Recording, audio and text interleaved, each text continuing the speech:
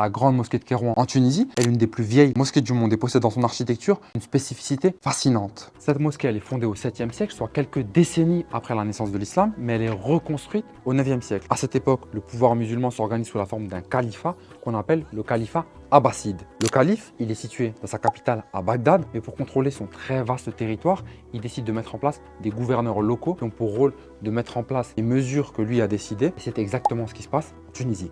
En Tunisie, à cette époque, le mode de construction le plus courant, c'est la pierre, tout simplement parce que le pays possède énormément de mines, mais également et surtout parce qu'il possède beaucoup de vestiges antiques, romains et carthaginois, ce qui permet d'avoir un stock de pierre juste considérable pour les constructeurs. Ce qu'on constate à la grande mosquée de Kérouan, c'est qu'on utilise certes de la pierre, mais qu'on l'utilise d'une manière particulière. Parce qu'en général, quand on construit en pierre, ce qu'on fait, c'est qu'on utilise des gros blocs. Parce que les gros blocs, on va pouvoir les empiler les uns sur les autres et construire assez rapidement. Parce qu'on va réussir avec des gros blocs à faire des surfaces très importantes en peu de temps. Mais ce qui se passe à la mosquée de Kérouan, c'est très différent. Parce qu'à la mosquée de Kérouan, on a des pierres, certes, mais qui sont taillées en tout petits morceaux. Et ces morceaux-là, ils ont une forme bien particulière, une forme de brique.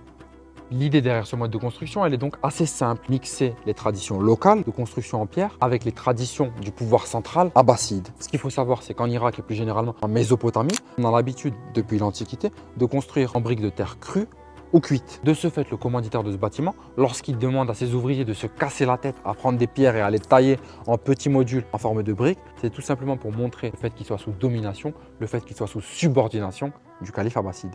Si tu as apprécié cette info, pense à liker et t'abonner. Et maintenant, tu sais pourquoi?